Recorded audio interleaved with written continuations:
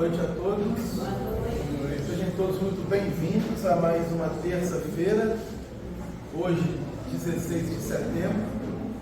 Lembrar a todos que nós estamos no mês amarelo, isto é, setembro amarelo, onde não somente as religiões, em especial a doutrina espírita, como diversas organizações também não governamentais, vêm realizando campanhas para que nós possamos nos conscientizarmos acerca da importância da vida. Então, a prevenção contra o suicídio, ela se estende durante todo o mês de setembro. E devemos estarmos bem alertas, pois que os dados, como todos nós já sabemos, são bastante alarmantes. E aqui na nossa casa, nós temos realizado trabalhos para justamente conscientizar as pessoas acerca desta falta, como também, não somente ajudando e auxiliando corações que, por intermédio dessa prática, exterminaram o corpo. Então, a Casa Cantinho de Jesus possui 2 reuniões mediúnicas que acontecem aos sábados, 1º e 2º, de socorro aos suicídios.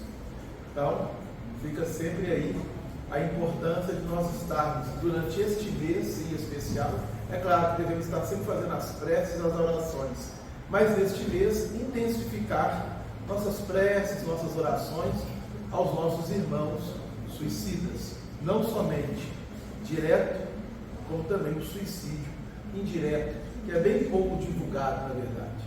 Então, as estatísticas só mostram o suicídio direto. O indireto, ele ainda não é catalogado e nem entra nas estatísticas. Mas há também aqueles que tentam e não conseguem consumar o ato, onde ficam sequelas. Sequelas essas que podem afetar não somente o que praticou, como obviamente todas as pessoas afeiçoadas ao coração daquele que tenta realizar esse tipo de situação. Então, as nossas preces, as nossas vibrações a esses nossos irmãos durante esse mês de setembro, onde estamos realizando essa campanha de prevenção, de combate ao suicídio. Lembrar a todos que na última terça do mês nós temos um estudo especial com a obra Jesus no Lar. E parece que a última terça será no dia 30, é isso mesmo, 30 de setembro.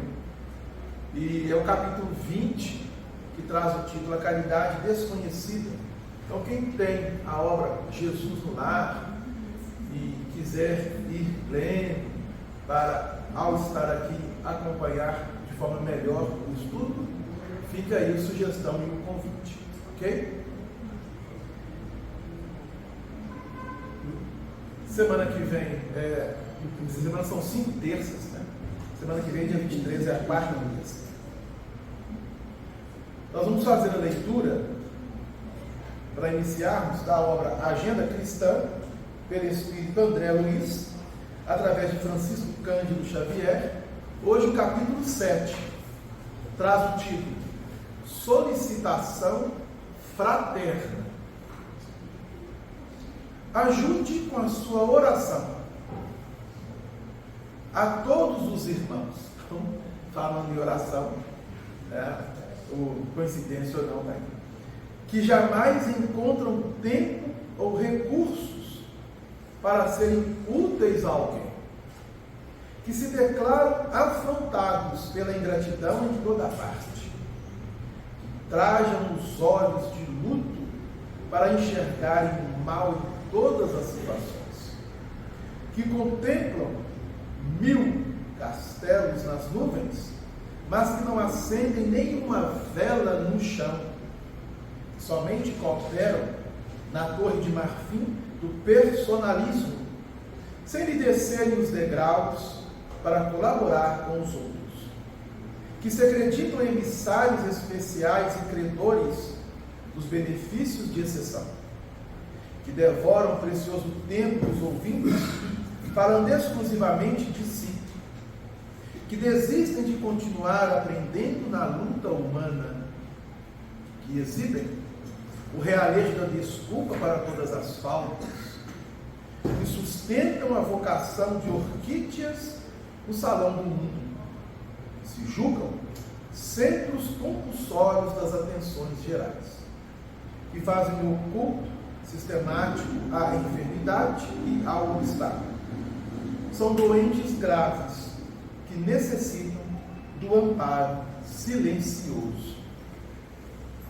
Então, não somente a esses corações, pedido aqui por André Luiz, em especial aos nossos irmãos suicidas, a todos nós vamos fazer a nossa prece inicial.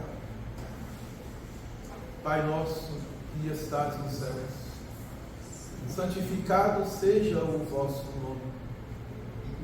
Venha a nós o vosso reino.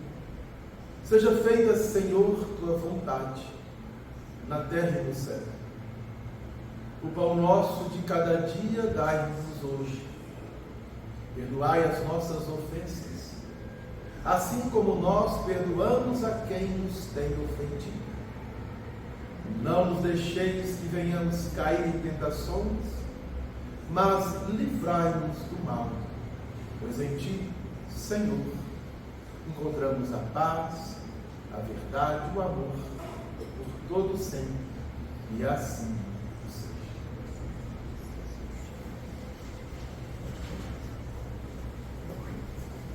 Bom, gente, então hoje nós vamos dar continuidade ao Evangelho segundo o Espiritismo, tendo o capítulo 8, que traz o título Bem-aventurados os puros de coração. Os itens finais, então vamos fechar o capítulo hoje, que são os itens 20 e 21.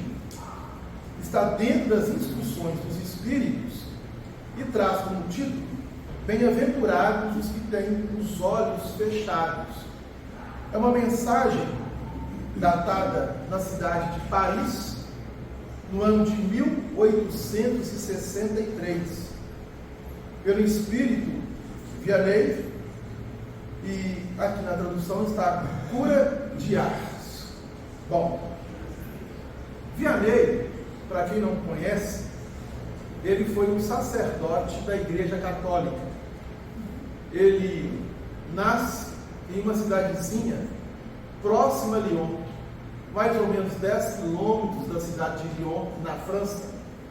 Tarte é o nome da cidade. É o nome da cidade. E Lyon, como todos sabem, ou aqueles que ainda não sabem, é o berço de nascimento de Allan Kardec, o codificador da doutrina espírita. E Vianney, no ano de 1786, seus olhos abrem para o mundo físico e aos 25 anos de idade, se tornando um sacerdote, ele então, direcionado a uma cidadezinha na França, tipo interiorana, chamada Ars. E ao chegar lá, ele modifica a estrutura da cidade no sentido da mesma ficar conhecida pelos franceses, pois que o nosso irmão, que tem o nome de batismo João Maria Batista de Vianney, ou João Maria Batista Vianney, Jean-Marie Baptiste Vianney é o nome dele em francês. Ele era um sacerdote onde sua preocupação primeira era realizar o bem a todos os corações, em especial, não somente o que procuravam a ele. Quando a pessoa procurava ele, ele dava toda a atenção, mas ele sempre fazia suas caminhadas, e nessas caminhadas sempre encontrava um coração em aflição, onde com a sua palavra, com o seu gesto de carinho, e até mesmo com todas as dificuldades à época, ele ainda ajudava de forma material.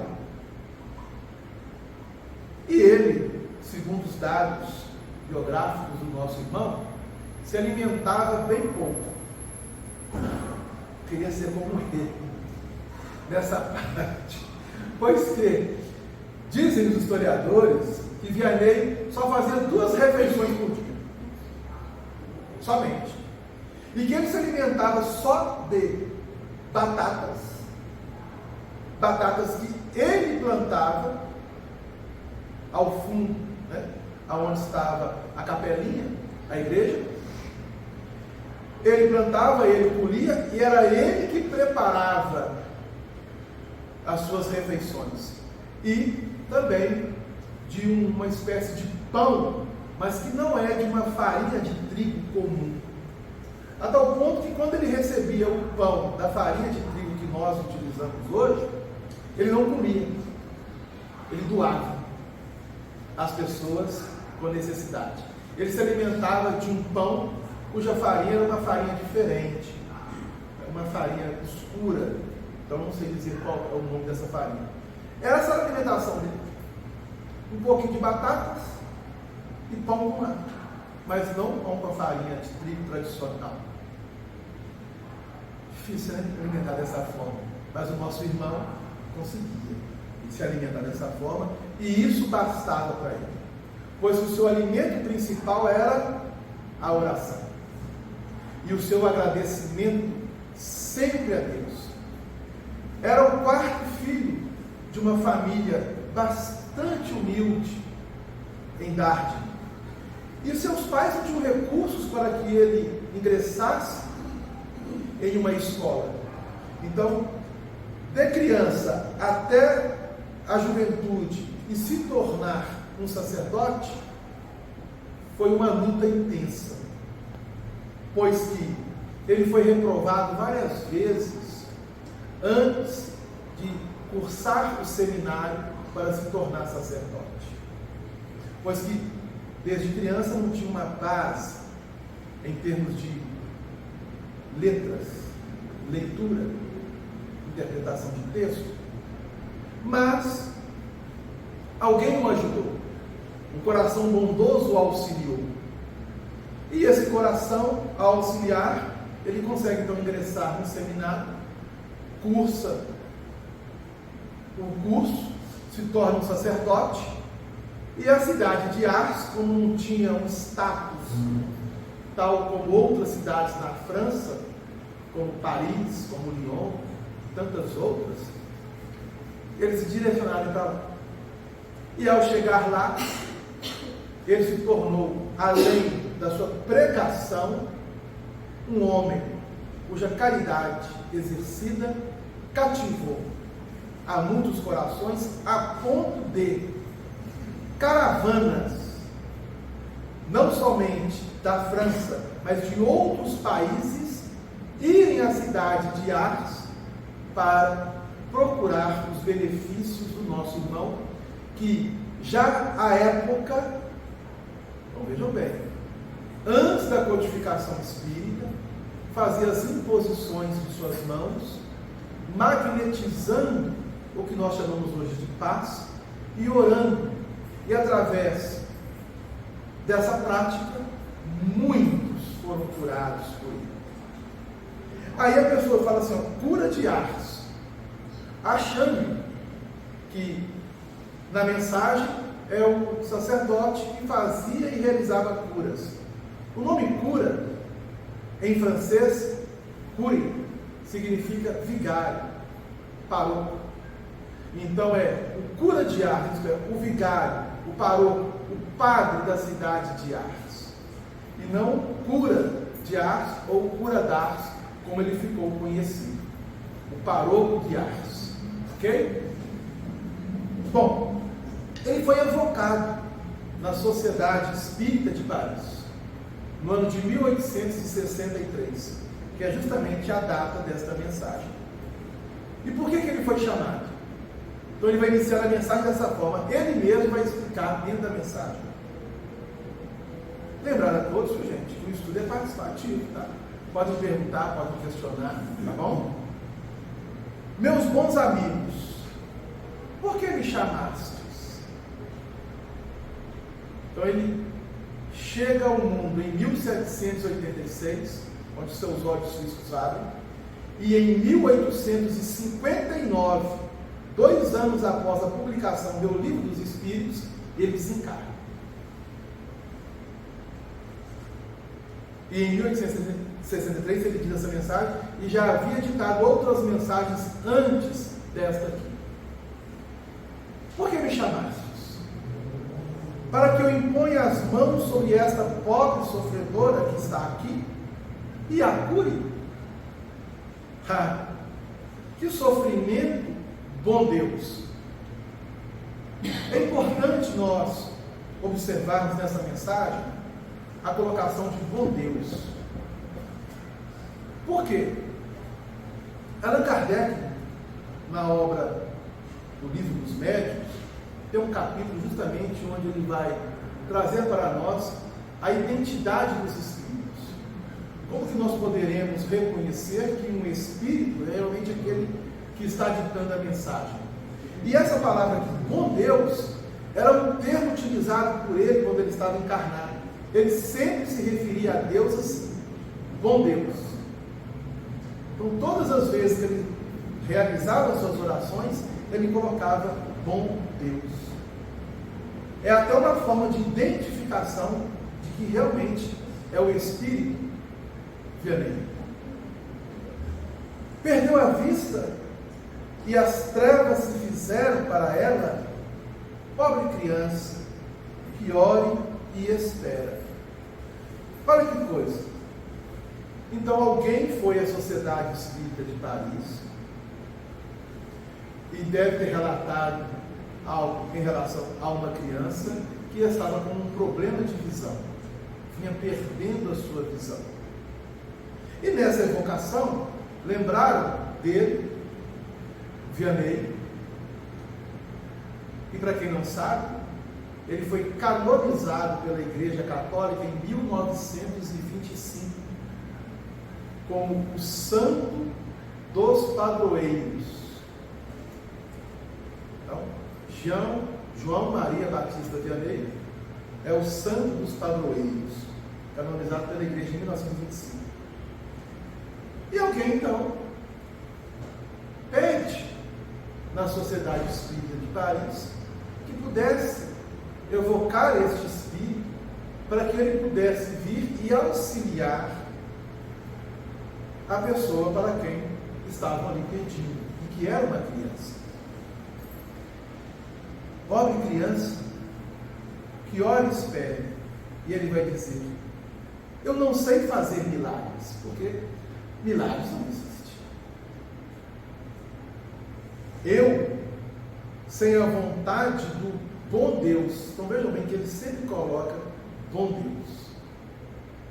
Todas as curas que obtive e que conheceis, não as atribuais senão aquele que é o Pai de todos nós.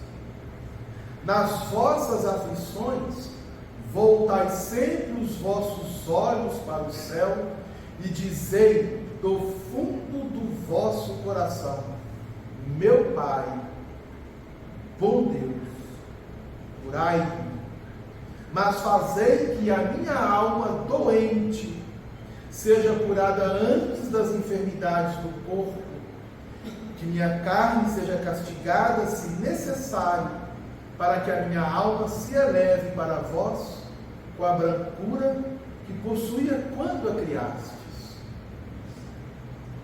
Então olha como que ele vai trazendo dentro da mensagem, chamando a atenção que além da cura do corpo, se faz necessário trabalharmos para curarmos as nossas almas. Mas se o corpo não pode ser curado, lembremos, a alma, ela o pode e deve. Por quê? O corpo deixa de existir. O corpo físico. A alma. ao sair, ao se desprender do corpo físico, ela continua a sua trajetória, ela continua a sua caminhada. E se ela não souber trabalhar no plano físico a própria cura, deixando o corpo, mesmo doente, ela continuará do outro lado também doente, também enferma. Hoje, com os esclarecimentos que temos da doutrina espírita, ao sabermos de como o espírito se movimenta fora do corpo, através do perispírito, ou corpo espiritual, onde o mesmo possui N propriedades, e que se assemelha ao corpo físico em aparência, e que traz também uma estrutura, vejam bem, fisiológica, tal como o corpo físico. Hoje a doutrina espírita, ela chama-nos a atenção para esse detalhe. E muitos de nós, mesmo trazendo este conhecimento e essa informação, deixamos de lado a essência do que somos, para apenas fixarmos todas as nossas atenções à matéria. Não que a matéria tem que ser negada, pelo contrário. Ela é importante, é necessária, pois que é por intermédio dela que estamos desenvolvendo as nossas habilidades. Mas ele continua. Após esta prece, meus bons amigos, que o bom Deus sempre ouvirá, a força e a coragem que serão dadas, e talvez também a cura que, olha a expressão que ele utiliza, temerosamente pedistes, como recompensa da vossa abnegação. Mas desde que aqui me encontro, numa assembleia, em que se trata, sobretudo, de estudar, é interessante essa colocação do Espírito. Então ele foi evocado, não por brincadeira, não por passatempo, pois que aqueles que estavam fazendo essa evocação deste Espírito, traziam uma seriedade. Estamos na Sociedade Espírita de Paris. Allan Kardec ali presente, direcionando e orientando os trabalhos no plano físico. Mas não podemos esquecer que no plano espiritual, toda uma plede de espíritos trabalhando em comunhão com o codificador e com os espíritos irmãos encarnados que ali se encontravam, que eram membros da Sociedade Espírita de Paris, com o único objetivo de aprender, de estudar essa relação plano físico com plano espiritual e vice-versa. Eu vos direi que os que estão privados da vista deviam considerar-se como os bem-aventurados da expiação. Então ele já chama essa atenção. O que ele está querendo dizer? Olha, se você não tem a visão, considere-se um bem-aventurado.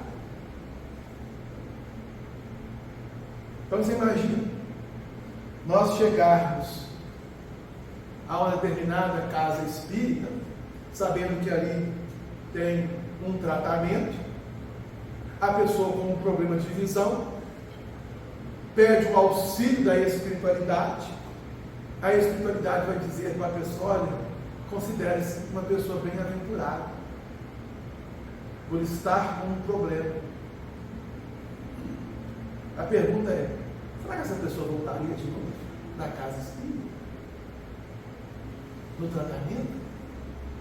Porque eu vou procurar ajuda. Chega lá, eu sou recebido dessa forma, dizendo que eu sou bem-aventurado, quer dizer então que a enfermidade que eu trago, seja ela qual for, me coloca como bem-aventurado da expiação. Então, atentemos para a palavra expiação. E aí ele vai chamar a atenção.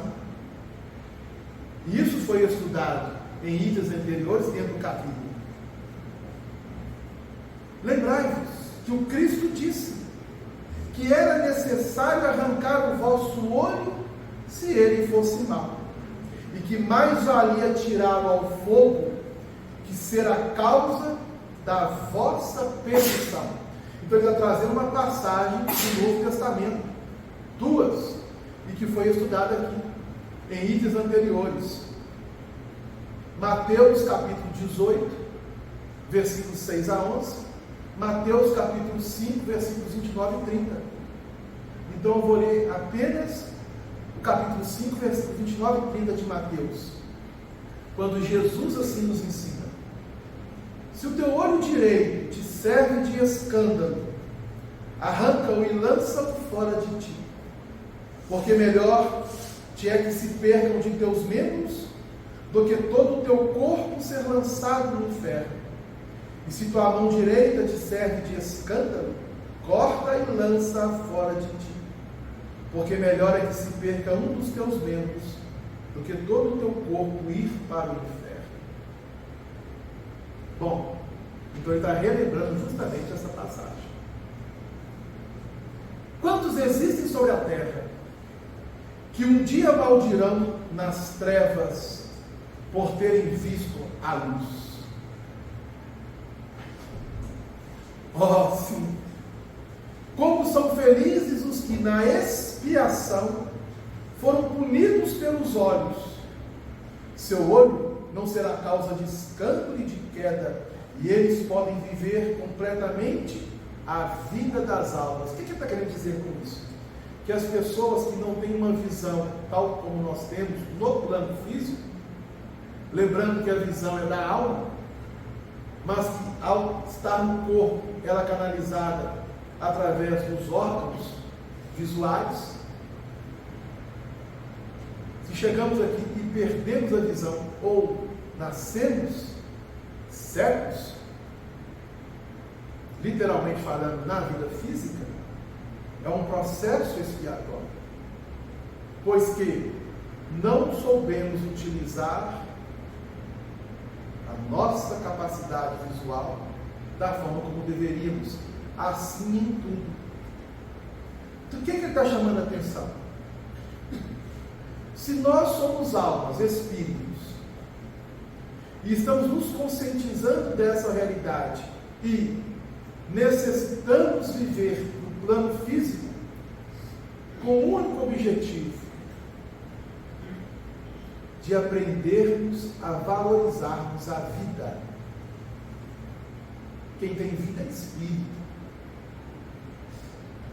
Pelo fato de não soubermos valorizar a vida que é do espírito, nós vamos dando aí os murros nas pontas de faca. E aí, é óbvio que vamos nos machucar.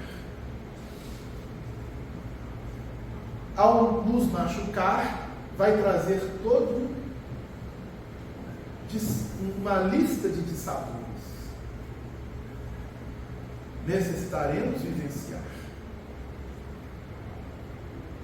E ele está colocando que, se nós soubermos, compreendermos isso, e trabalharmos em nosso íntimo, valorizando a vida que é do Espírito, podemos sim evitarmos muitas quedas. Mas para que cheguemos a essa forma de compreensão da vida, não há outro método ou meio de estudar, em especial a nós mesmos. Eis um desafio. pois que a doutrina espírita nos convida a realizarmos o que chamamos de reforma íntima. Extirpar o velho e renovar sem cessar, como coloca Paulo em uma de suas cartas, o sentimento de nossas almas. Está na carta aos Efésios, capítulo 4, versículos 22 e 23. Seu olho não será causa de escândalo e de queda. Eles podem viver completamente a vida das almas, podem ver mais do que vós que tendes boa visão. Quando Deus me permite abrir as pálpebras de alguns desses pobres sofredores e devolvê-los à luz, digo a mim mesmo: alma querida, por que não conheces todas as delícias do Espírito, que vive de contemplação e de amor? Então, não pediríeis para ver as imagens menos puras e menos suaves, que aquelas que podes entrever na tua cegueira. Então, olha como que este Espírito vai trazer para nós um chamamento importante. Ó sim, bem-aventurado o cego que quer viver com Deus, mais feliz do que vós que estáis aqui. Ele sente a felicidade, pode tocá-la, ver as almas e pode lançar-se com elas nas esferas espirituais, que nem mesmo os predestinados da vossa terra conseguem ver. Então, se a pessoa souber trabalhar em seu campo íntimo, valorizando a si mesma, no entendimento do que é, ela pode alçar grandes voos através da emancipação temporária da alma em relação ao corpo. Por que emancipação temporária? Porque se for definitiva, ela desencarna. Preciso entender isso. Mas as nossas almas, nós que estamos encarnados, podemos emancipar-nos do corpo físico. E assim o fazemos todos os dias. E nós não percebemos isso. Aliás, nós nem atinamos para isso. De que forma que nós vamos atinar para isso? Eu tive um sonho.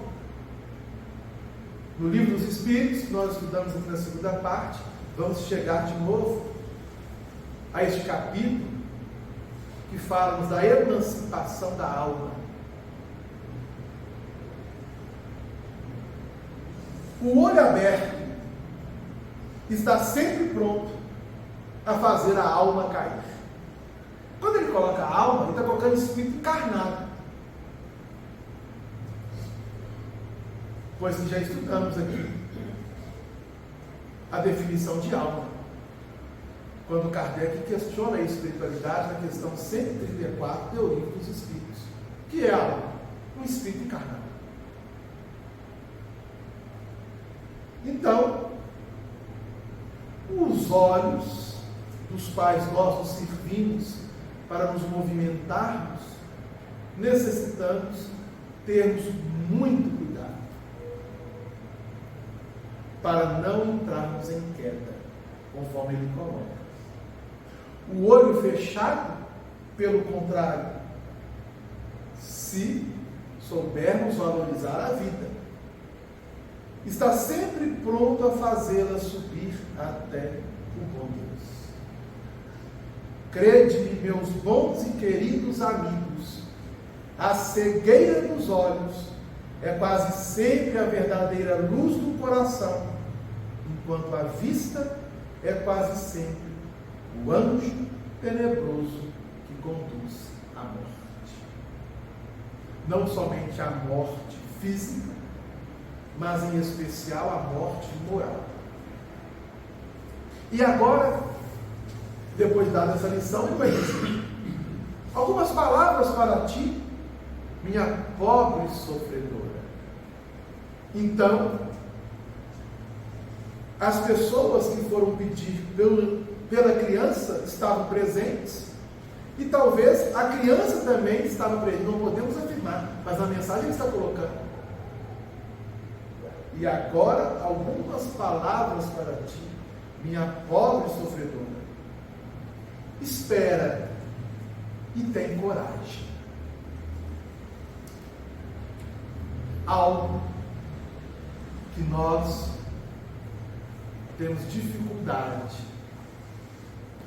de trabalhar em nós. Porque esperar é ter paciência. É saber utilizar o tempo a nosso favor com paciência. Onde o tempo de Deus não é mesmo que o tempo que nós queremos que seja. Nós somos muito imediatistas. Queremos que as coisas aconteçam para ontem. E Deus tem nos chamado a um convite de observarmos a natureza. E como que ela demonstra, de forma bem singular, que o tempo vai trabalhando dentro de uma escala e de etapas, onde cada uma delas necessita ser aproveitada. Como, por exemplo, nós estamos vendo aqui essas telas rosas, são reais, que às vezes as pessoas pensam que não são reais. Para que essas rosas bonitas estejam aqui, foi necessário o quê? Plantar,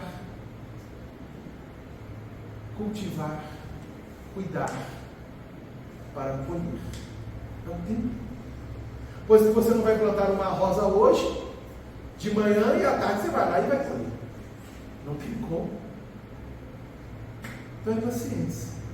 Mas aliada à paciência, a coragem. E ele diz para a menina: se eu te dissesse, minha filha, teus olhos vão abrir-se, como ficarias alegre? Realmente. Se temos um problema e somos curados deste problema, óbvio, a alegria toma conta. E aí ele vai chamar a atenção. E quem sabe, se esta alegria não te perderia? Tem confiança no bom Deus, que fez a felicidade e permite a tristeza. Farei tudo o que me for permitido em teu favor, mas por tua vez. Ora, e sobretudo, pensa em tudo que venho a lhe dizer-te.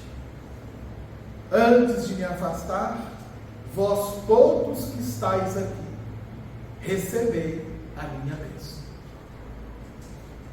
E o Espírito foi embora. Ditou a mensagem, foi evocado, ditou a mensagem e foi embora. Chamando a atenção para uma lei, onde Kardec nos traz aqui na nota do item 21. E essa lei é causa e efeito. Tudo o que se semeia, colhe. Tudo o que se colhe foi semeado. Trazendo para a nossa realidade, para a nossa vida, tudo o que estamos vivenciando hoje, fomos nós que semeamos. Quer mudar a sua vida? Quer ser feliz? Quer colher felicidade, paz, amor, respeito e compreensão? Semeia. Caso contrário, continuará, ou continuaremos, dando murro em pontas de faca.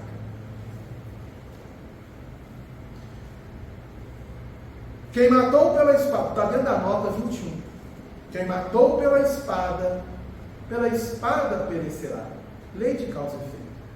Palavras que podemos traduzir: somos sempre punidos naquilo em que pecamos. Se, pois, alguém é afligido com a perda da visão, é que a vista foi para ele uma causa de queda. Assim em tudo.